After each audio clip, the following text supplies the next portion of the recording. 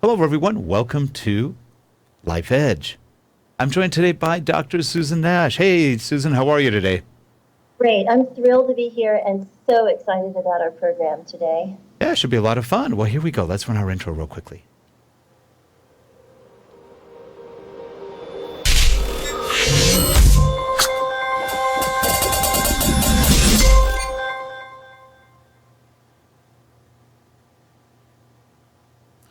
Okay, I think I've just gone into an epileptic attack with that. That was good.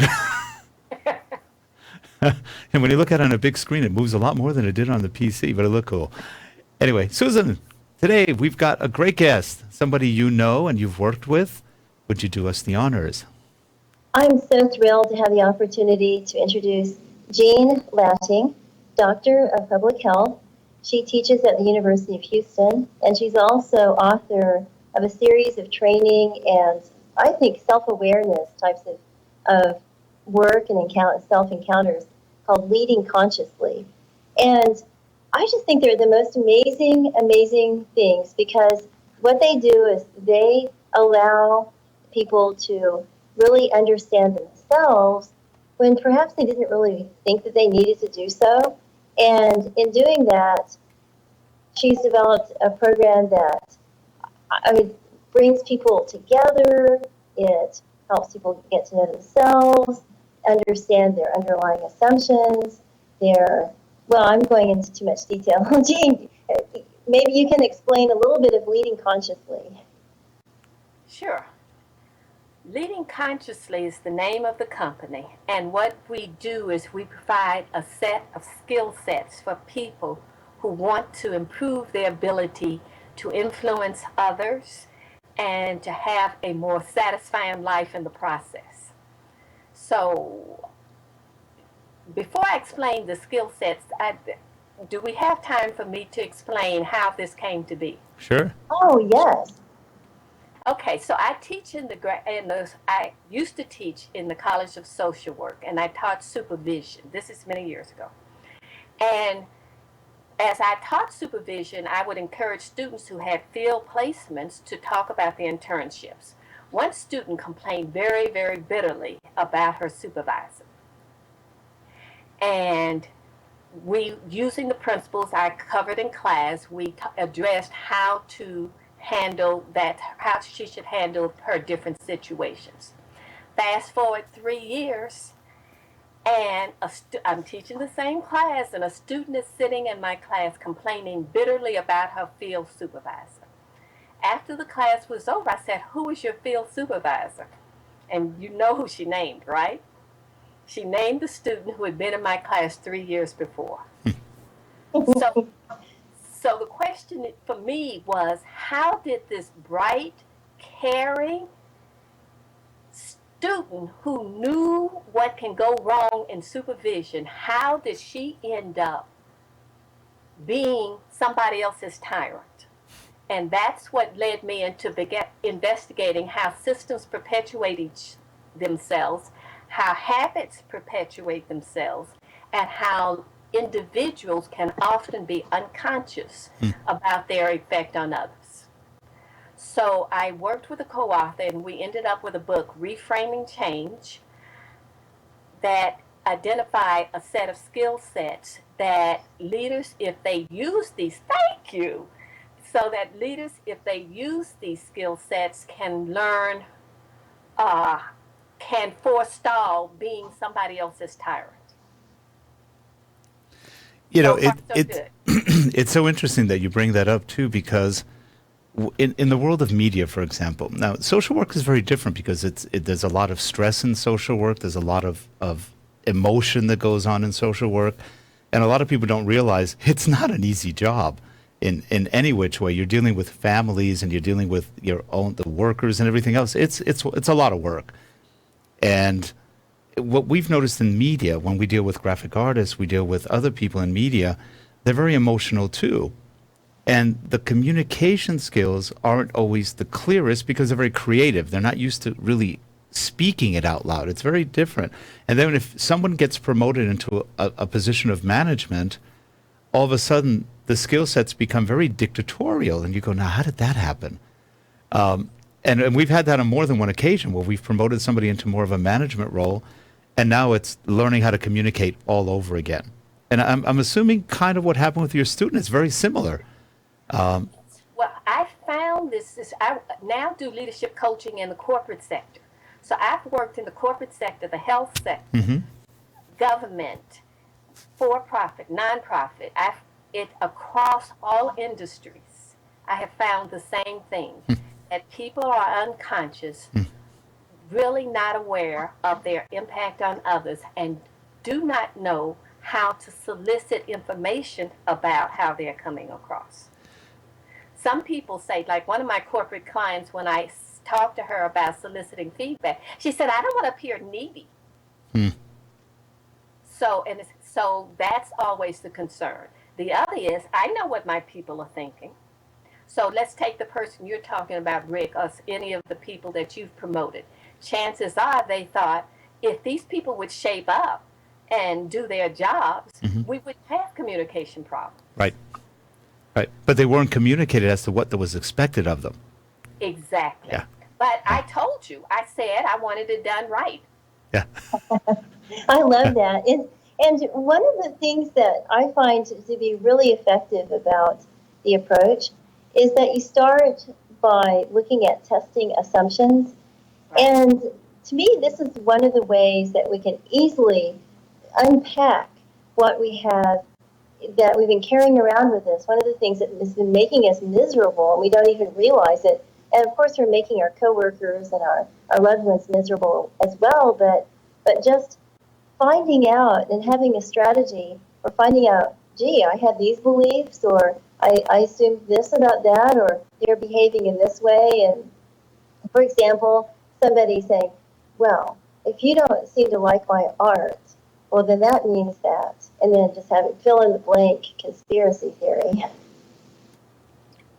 Yeah, exactly. And we start, as you know, Susan, in our training, helping people distinguish between an assumption and a fact. Because many, many times people say, that's not assumption. I know he doesn't care about me. That's not an assumption. If he cared about me, he wouldn't act that way. He wouldn't talk to me that way. Right, or so-and-so did this because. And that the because is just this loaded word that if you listen after it, usually it tells you nothing about reality, but everything about what that person is carrying inside. Exactly. Also, Jean, wouldn't you say, just from the examples you're giving, that most people live here? They live thinking about themselves, not really how it affects other people, and to a certain point, stuck in habits. Kind of like you said, they're unconscious, they're asleep, they're just going through mechanical motions, and it's all about me. So as a result, when somebody says, hey, this isn't about you, that either sparks anger or confusion or what do I do now? Yes. And I want to also add to what you're saying, Rick, that we're talking about good people. We're talking about well-meaning people. Sure. We're not talking about people who want to be in pain or want to put others in pain. But they do have, all of us have our ways of looking at, we call them filters. Filters, things through which we are looking at the world based on our own personal histories. And we interpret the world through our histories. And therefore, when most people say, I'm going to put down my filters, how do you put down your filters if you don't have a technology for it? Yeah. And most people don't know they even have filters. And most people don't even know they have filters. Yeah. And even when I can take myself, I know I have filters. I had a client say something to me that's put me into a loop, spun me right on off. And I formed all kinds of assumptions. And then I said, I know I'm forming assumptions, but I don't really think so. So I met the client 2 or 3 days afterwards. And I said, now, when you said that such and such, were you thinking? He looked at me and said, Jean, are you making assumptions? Just throw it right back at me. Oh, that's cool. Yes. Well, so thinking, like the assumptions affect relationships. But then I've been working recently with you on things about relationships. I was wondering if there are any one or two or three things that you see that affect relationships in the workplace more than others. Yes, emotions. We can start right there, and especially disowned emotions, Hmm. emotions that people don't want to acknowledge. I'm not angry. I'm Exactly. not upset. How dare you accuse me of being upset? Exactly. And if again, if I'm not aware of my impact on others, then they see the emotions leaking out from me. All of us have seen this. We've seen emotions leaking out all over the place, and the person thinks they're being very calm and rational. I'm talking very calmly. I do not Mhm. know. I am not yelling. I do not know why you think I am upset. Yeah. Yeah. It's interesting when you deal with mental health, for example, and we've done a lot of work with public services, public health, mental health services. One of the key things that the personnel is taught is lower your voice, relax, calm Is said down. Don't antagonize. Don't If you raise it, now you're antagonizing, and you're getting people more irritated. You're instead of calming the situation down. We did a program one time for the sheriff's department of Los Angeles, and it was mental health services training for the jail system, and how to have the sheriffs not antagonize somebody who could possibly and very well may be mentally ill, and how to calm them down, give them a little bit of empowerment so that they don't feel that they have nothing. yes, And it is actually very effective. They've been using that for years as part of the training, because if they don't have any mental health services training, police are used. They're very used to commanding. It's a yes. different kind of leadership. It's command and control. Well, that doesn't work with somebody who's completely paranoid, afraid, or in some sort of psychosis, or just completely out of it.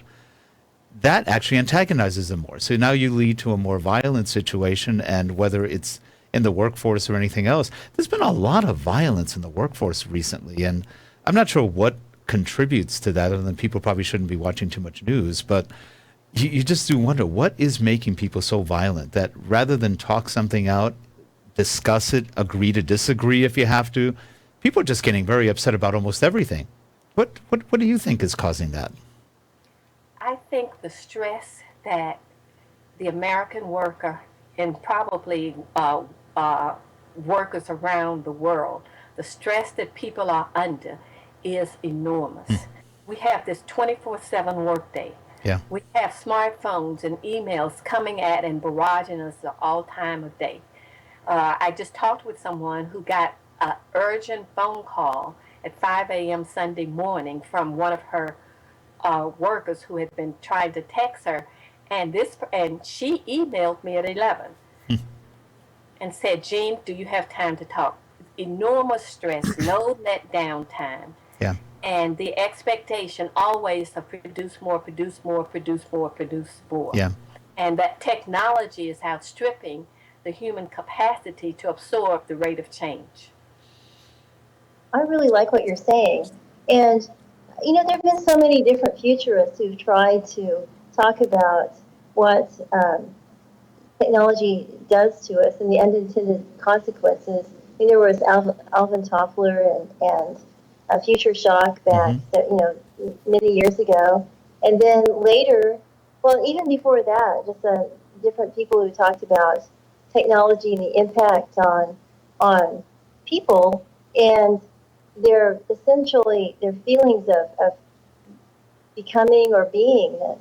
And you even think back to like the 20s and the Metropolis and Lang and the dehumanization of technology. And it seems like technology now is made to look like it's an extension of us, but clearly it's still somehow dehumanizing us. Sometimes Say that it's in again. She said sometimes it's dehumanizing. Oh, dehumanizing. Oh, Absolutely. sorry. Yes. Yes, it can be. It's also a boon in many ways. And so we understand that also. It's interesting because what you're both saying really points to the fact that, especially in America, because we are probably the craziest country in the world in a lot of different ways, we Yes. don't disengage. We It, never, I mean, how yes. many people go for walks nowadays? Just get some fresh air. Get away from the games, get away from this, get away from the electronic phone, from the texting, from this and that. We never disengage. Right. I've taught, and I think I mentioned this to you before, I've taught martial arts to a lot of kids, and I would say, turn off the radio. You don't need it 24/7. Peace is a good thing. It'll get you closer to whatever you want to get closer to, especially yourself, because if you have nonstop noise, talk about filters, you never get rid of the filters. It's all noise. So how do you know who you are, what you are, if you never stop turning something off? Right. And that's why our first skill set, as Susan said, is testing assumptions. Our second skill set is learning how to clear your negative emotions. What you're saying, Rick, is one way to clear your negative emotions. That's basically to cool out, Yeah. chill, meditate. Mm-hmm. We know about Herbert Benson's work on the relaxation Mm-hmm. response. Mm-hmm. So there are the meditative approaches to cooling out. There's also journaling, which Susan talked about in some of your previous episodes. That's another way, especially if you do uncensored journaling. The goal here with the journaling is, okay, Rick, you said that people need to stop and sometimes it's all in their head. Mm-hmm. If the journaling is done in a way to bring out your hidden emotions, you can go beyond what's present for you, what you're thinking about, and go into the reservoir, the untapped emotions beneath the surface, and let them emerge through writing. And the way to do that is to write without stopping. So if I were journaling, and so I'm going to put my hand up. So I'm journaling, I'm just writing, and I say, okay, I'm upset, and I don't know why I'm upset. Uh-oh, I wonder if I left the stove on. But let me go back. Here's why I'm upset. So you just write every single thought. And then what happens is subconscious thoughts pop through. And that gives you the window to what's hidden below. So that's another approach. Yeah, that's actually a really good approach. I'm not a journaler per se. I don't know if Susan is. Oh, yeah. But I know people who have, and they really do discover things about themselves because it's just almost like a free flow of consciousness at that point. They just start writing and writing, and wherever it goes, it takes them somewhere. Right. And it's just kind of fascinating, and it does work for a lot of people. Oh, I think it's really powerful, especially if you can do it with a guide or someone who has some experience and they can help you point out and say, okay, well, here's something that clearly was being triggered. You didn't quite get it all out, but let's say focus on these thoughts and free write again. And I like the process that you have, Jean, of doing the journaling where it's sort of progressive journaling, an iterative process. Yeah. There are other techniques too, in addition to journaling. Walking and speaking aloud as you walk can be a meditative process and another way to surface. That can get you arrested in California. Say that again? That could get you arrested in California. Okay, well, I've done it in a hotel room at night. Yeah. Walked from the bathroom to the window to the bathroom to window. Step, I am so upset. Step, I shouldn't have opened my big mouth. How could I do such a stupid thing? Step, and keep going that way. So there are a multitude of ways. The hardest thing is for people to decide to do it, whatever practice they use. Because most people want to make it a mind over matter and say, I'm not going to allow myself to be upset. I'm going to think my way out of this. And when we're emotionally upset, emotionally triggered, I'm into brain science. Mm-hmm. So the part of the brain that's back here that controls the limbic system, the Yeah. automatic brain, Mm-hmm. gets just runs all over the neocortex in Mm-hmm. the front of the brain. And people are trying to use the front of the brain when it's this part of the brain that's in charge. Yeah. Yeah. And then, of course, they let the hypothalamus take total control, and we're all host at that point. But You got yes, yeah, the hypothalamus, the working yeah, memory takes over, yeah. and so we that's the working memory is the filter through which we interpret what's going on. I really like what you're saying because you're combining the aspects of neuropsychology and neurophysiology with common sense and really awareness. And most people don't make that leap to, it's not just a thought, it's how those thoughts come up, where they're managed, how our brain controls those aspects of our thinking. And that makes all the difference if you start understanding that. There's a Dr. Amen. I don't know if you've heard of him. He's a psychiatrist. He was, I think, an Army colonel, did a lot of work with, I want to say Walter Reed. And before he analyzes or prescribes any medications, if at all, for his patients, he does brain scans, CAT scans and MRIs to find out exactly what areas of the brain are active. Because based on the activity level of a brain, he knows where things are working, where there's deficiencies, how are the frontal lobes working? Are they actually deficient? Is there a problem? He can tell the mental illness just by looking at the scans. And then he said, how can any psychiatrist make any valid, really, assumption without understanding the underlying physiology of the brain? And it's really fascinating. And of course, people are slowly coming around to that. And he's been doing this now for probably about, I'd say, at least 10 or 15 years. And very fascinating research. He does a lot of work with ADHD and ADD. And he said the biggest problem with that is there's 7 versions of ADD and ADHD. And he goes, and the drugs don't work the same for every version. Right. And so there's a lot of interesting things going on. And I really do love the way you tied it together to the brain function, because ultimately that's where the lack of control or lack of understanding or behaviors really come out. Yeah. Yes, exactly. You mentioned habits earlier, Rick, Mm-hmm. and the challenge, of course, is if you don't understand how new habits can be formed. Mm-hmm. So people get all committed to willpower. Right. I'm going to make this happen. So let's go back to Susan talking about how you build relationships. People say, okay, he's a jerk. I know he's a jerk. I'm going to be nice to him next time. I'm not going to let him trigger me. And then they walk in, he opens his mouth, and they're triggered again.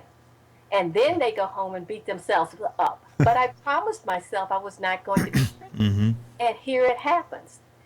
And so that's the assumption that thinking it makes it so when you're talking about an ingrained habit. And the brain grooves. They've done testing and they've seen it. If you have a habit, it's literally grooved in the brain. The brain has a really hard time working around those connections. Exactly. And that's hard to break. Right. Well, I think we understand a lot of that in sports. I mean, for example, in tennis, people always talk about muscle memory. And so, like, what you want to do is really, if you start finding yourself having like maybe I think your grip is slipping a bit, or whatever, or you're not striking the ball just correctly. The key is to just continue to do it correctly over and over and over until you get that back in. And the same was with playing piano. I always thought, okay, if I make one mistake, I need to repeat this like 10 times, just to get it in the muscles and consciousness.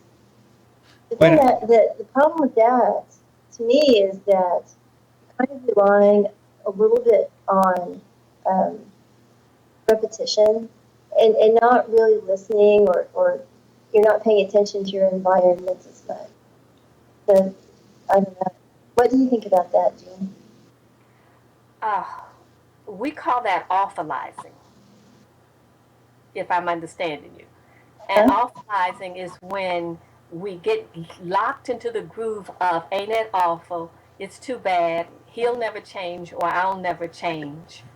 And then we're stuck in that rut of believing that. And the challenge is breaking out. Yeah, and breaking out, do you think sometimes it requires people to change their location or what's the quickest way to break out? What do I mean by breaking out? Yes. Okay, Susan, I just want you, I'm having trouble hearing some of your words and I'm not sure why. Oh, is it better now? Okay, yeah, I can hear you. Okay, so say what you said again. Okay, so in terms of breaking out, okay, first of all, could you explain like what it is? And then second, what is the best way to sort of break through or break out? Okay, so let's see. So if we're talking about breaking out of the awfulizing or breaking out of the entrenched habits? Entrenched habits. Okay. One of my favorite poems is called There's a Hole in the Sidewalk. So I'm going to say what you just said, Susan, differently. Okay. There's a hole in the sidewalk, I fall in. I walk down the street, there's a hole in the sidewalk, I look at the hole, I say I'm not going to fall in, and then I fall in. There's a hole, I walk down the street, I see the hole, I look at the hole, I say I'm not going to fall in, and I plunge, fall halfway. And it keeps going until finally I walk down the street, I see the hole, and I walk around it. So the challenge is each time you fall in that same old hole, to forgive yourself and to look and say, well, at least this time I didn't fall in right away. At least this time I noticed it. We call this small wins. I like that. At least this time I did this. So instead of berating yourself that you didn't make it, that you keep falling into the same old hole, you say, at this time I made it this far. Good. And the same when people get on your nerves. This time he only yelled at me once. This time he just snarled and it wasn't a real yell. So if learning to recognize the small wins is important for your own growth and for your ability to have relationship with others. So what you're saying is everybody wants to change it overnight and it just doesn't happen. The small wins are going to kind of incrementally build into a big win. Yes. Yes. And if you look at the political process now, okay, same-sex marriage, and I don't know what either of you think about it, so bear with me regardless of your thoughts. Same-sex marriage, the Supreme Court affirmed marriage equality. And already some people are saying, well, let's not get too comfortable because we have another hurdle. We still have this and this and this and this. That's completely ignoring small wins. This is a small win. So those of you who endorse this, celebrate. Right. That's a really, really good point. Because I think what happens is in failing to celebrate the small wins, we just reinforce where we're not, and our discomfort, our discontentedness. And Exactly. if we could stop and celebrate the small wins, and I like to celebrate, so that's a great idea. Just like stop and say, great, excellent, how wonderful, and just let it flow. I mean, after all, that's what we're working so hard for. Why, the minute that we accomplish it, do we go on and just look for the next hard, painful thing? Exactly. I don't want to get too comfortable because if I get too comfortable, I might relax my guard. And then when the bad news comes, then I can't handle it. Then I'll be so disappointed. So people trade 3 months of ongoing daily disappointment in anticipation of this one disappointment that turns out not to be so bad. Mm-hmm. Well, so that kind of goes down to, a lot of people talk about things in sales and marketing, the law of attraction, that we do tend to attract what we believe or what we fear or whatever we're thinking of heavily, we tend to attract it. Or we create a pathway to make that happen. And And that's the same idea with that hole in the floor. You keep thinking about it, and the more you think of it, you keep falling into it. And then, like you said, one day you just happen to walk around it, and you go, and maybe it took a while. Maybe you hurt yourself a couple of times in that thing, but eventually, hopefully, you get past it. Now, mind you, we still have what I call the turkey principle out there. You know, a turkey will put its head in water and drown. And you just go, that's interesting. I've actually seen it in a psychology class when I was in school a long time ago. Literally, a turkey drowning. I'm just going. You guys drowned turkeys in your psychology class? We actually, no, we didn't drown it. It was a video that we saw. Oh. And, but it was there. It was just, he literally put its head in the water, starts flapping, and dies. We're just going, That's horrible. there's absolutely no sense of self-preservation. The connections from brain to fight or flight just aren't there in a turkey. Which is why, you know, my dad used to say when I was a teenager, I was in the age of the turkey. I was like, didn't know if I liked that one too much. But then, of course, when I found out what turkeys did, I go, oh, great. So. Ow. You know I do leadership coaching, right? So Yes.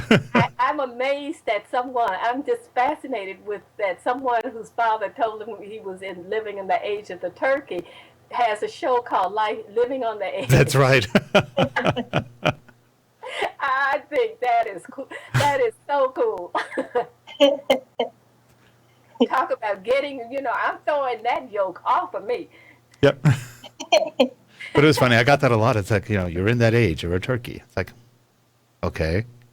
When I grew up in the 60s and 70s, so my dad used to say, why do you want to grow your hair long?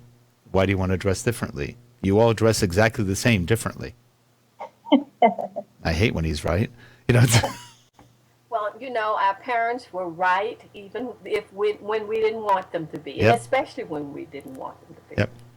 Yep. Because it comes out of common sense a lot of times, and that sometimes is lacking in a lot of people, but it is true. Common sense, everybody's trying to be different by being exactly the same. Right. Just different. In my own research, one of the things I love to find are things that are common sense that turns out does not hold true, either by the research, by neuroscience, or what have you. The example that if a person is committed to change, they will, for an example, is an example of a common sense notion. If you said you would do it, you should have done it. And so everybody knows that's common sense. If they promise, they should deliver. Yeah. What's missing in that equation is how difficult and painful it can be to break habits, and how people may take actions beyond their awareness. So, for an example, someone can promise, I'm going to get this into you on time. I'm going to give you this document on Thursday afternoon. Thursday evening, the person who's looking for it said it didn't come. They check with the person, and the person discovers that it was stuck in their mailbox. So in between, they have all kinds of arguments, because the person said, I sent it, the other person saying, you're a lie, and back and forth, back and forth. So the common sense that if a person promises they'll deliver, doesn't necessarily hold true unless you check your assumptions along the way and find out what exactly is going on and what's stopping this person from delivering what they promised. Well, what I really like about your approach is that it ties really well to also with what Daniel Kahneman talks about in terms of cognitive bias, and we were talking about how you make decisions or things seem to be happening almost outside yourself. That tends to happen in terms of blindness or cognitive bias. And he talks about a lot of the importance of having an independent or neutral third party who comes in, and people will listen to that. But if they're in a group, they often get caught up in groupthink to the point where they all share the same cognitive bias and they reinforce each other. So Yes. I really like the role of the independent third party in that. Testing assumptions and making people aware of their biases. Absolutely. So one way for building relationships, for example, is if you find you're having chronic problems, have someone who knows you well, who will tell you the truth, to listen to what you said and give a point of view. Often our loved ones can do that very well because they know our flaws and they can pick out what we could have, would have, should have done differently. You can hire a facilitator or a coach. There are a number of ways to get, I often have had coworkers sit in on each other's discussions if there's a breakdown there. The point is to have a way of bringing in another point of view so that you're not stuck where you are. And Susan, you're so right that birds of a feather flock together.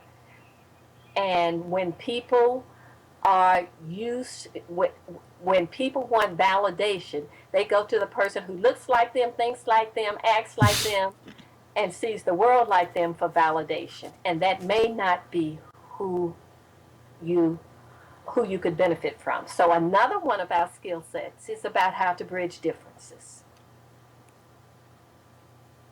Oh, I really like that. You know, it's interesting. When I learned brainstorming techniques and brainstorming management in a room, it's different from what's taught now many times because they always took into account the element of fire. You can't cook anything without heat. And an idea needs some cooking sometimes. But if everybody agrees that every idea is good, and there are no stupid ideas, there are some really stupid ideas out there. But if they agree that everything is perfectly smart, then nobody gets anywhere because nothing's been cooked. Everybody's agreed and they all leave the room having really accomplished very little, but feeling like they've done a lot. And of course, nothing moves forward because there's been no idea that's actually been expounded upon.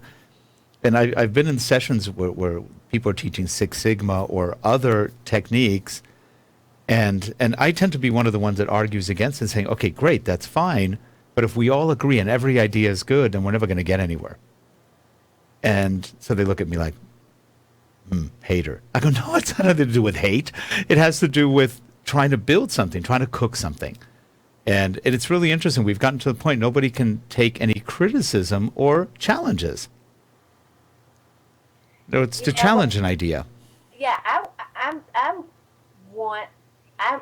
totally with you in the necessity to be able to take criticism. I'm questioning sometimes how the criticism is delivered. I've seen criticism delivered in a way that's almost guaranteed to shut people down. Well, yeah, when there's no respect or then, it's going to fail because then it's just aggression. Yes. And you're right. I've heard people just say, well, that's the stupidest thing I ever heard. You're an idiot. Let's move on. Okay. Well, that kind of shuts the person from saying anything else after that, which doesn't allow them to partake in the conversation. Exactly. Or to challenge some of the sacred cow assumptions. I mean, for example, one might be in a not-for-profit organization, say, I'm a geologist, for example, just to say that's something I'm familiar with. And so the assumption is that everybody is interested in. You're really fading geology. out, Susan. What? You're fading out. Your volume's getting really low. Oh, that's weird. Well, Thanks, is it Rick. better? I did lose part of what she said also. Oh, okay. How odd. Okay, well, so let's say that we are a group of geologists and we believe that we have the same abilities. And we also believe that we have the same kind of background and that we have the same values, but we're talking about geologists from different parts of the world. I mean, it makes it really easy to make some major mistakes. Exactly. That happens all the time. So as Rick is pointing out, even the word brainstorming may have generational differences or industry differences depending on the perspective. Right. And so in every field, there are words and words that mean different things to different people. I was in an organization, for example, where the word culture was considered a bad thing. And if you made reference to culture, then people shut down automatically. even though every organization, like it or not, has its own sort of culture. The word climate was fine. It was That's just that weird. they had a bad experience with that word culture. So you just couldn't come in Yeah. talking that. You could talk about climate, how people feel, Hmm. the environment, Yeah. not I climate. guess the thing about the idea of culture, I mean, I'm trying to think of why people would have an objection to that. Then maybe that was a sense of things would be hardened, into kind of groupism or whatever once people share a culture. Yes. I don't know. Yeah, I think that was part of it. Yeah, people hide behind the culture. So you can get away with anything if the culture's behind you. Because it's not your problem, it's a cultural problem. Yeah, I have, yeah, definitely I have seen that. But, and that gets back into, oops, sorry, That's thought our I pretty had musical interlude. this. I like that. Okay. Uh, you were saying, I got flustered for a minute. But we were Uh, just talking about, that culture is a good excuse to not have to think, behave, or do anything good. It's the culture's fault, not your fault. okay, so here we go about this leads into a discussion of when to respect culture Mm-hmm. and when to buck culture.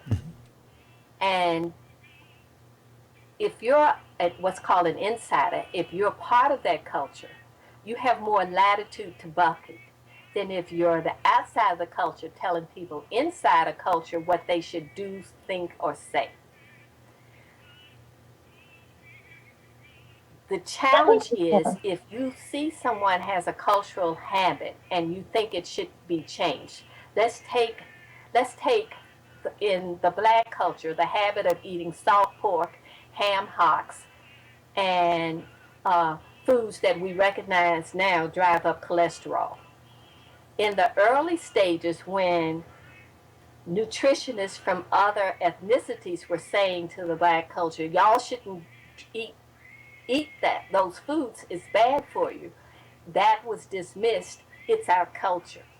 When people when people inside the culture learned about it, you now can find all kinds of cookbooks on healthy soul Mm-hmm. food and how to cook so that you don't drive up your husband's diabetes. Yep. You can find all of that. But there had to be a period of time for a new way of thinking to come in, and there had to be a respect for the existing culture before an attempt to change. And like you said, for example, there's nothing wrong with any of those foods in moderation. You could mix it Yes. with better foods, and then you kind of wind up in a kind of zero sum balance where it's not great for you, but it's better than if that's all you eat all day long.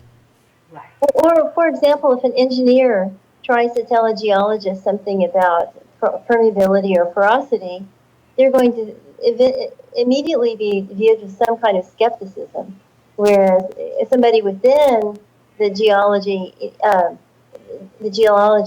community in that culture, it's okay to question and question some of the eternal verities because they have that privilege that you talked about.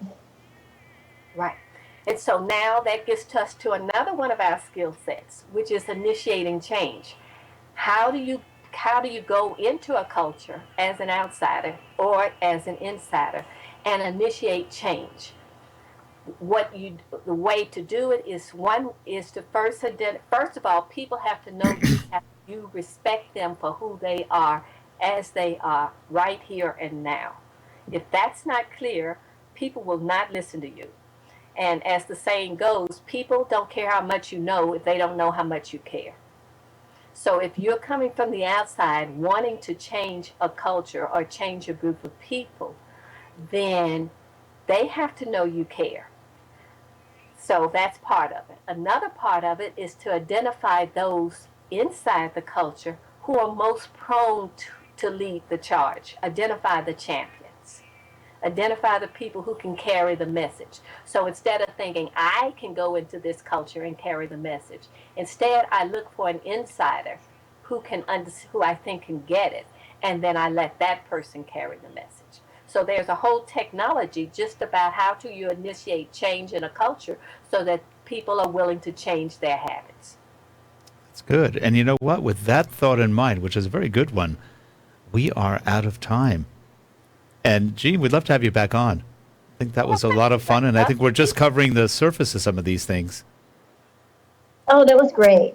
And I really liked the last thoughts, too. It really summed up really what the power of it and the power of the future or the application change, positive change. Well, thank you both. I have definitely enjoyed it, and I look forward to hearing about it again and seeing your future work. That sounds great. By the way, to both of you, I've listened to two of the 1 and 2 so far, and it's great work you're doing. Oh, good. Thank you. We appreciate it. Thank you. It's such an honor for you to be here. I so appreciate it, Jean. It's so wonderful. Thank you. And Jean, we will see you next time. Thank you so much for coming on. Sure. And if people want to get a hold of you, or are you doing any public talking, anywhere where they can find you? We put some of it on our website. The best way is to go to the website, and you can find my email or info@leadingconsciously.com. Great. Okay, good. And we have shown your website several times. Facebook and LinkedIn too. Okay, perfect. And we've shown both of those on the show so people can go. All right. All right, great. Well, Jean, thank you much for being here. And if you're watching the show on YouTube, please subscribe. Give us your feedback. We'd love to hear from you. And Susan, until next week, we will see you all next week. Have a good one, everyone. Bye. Bye-bye. Bye. Thanks again, Jean. It was great. Oh, thank you, Susan.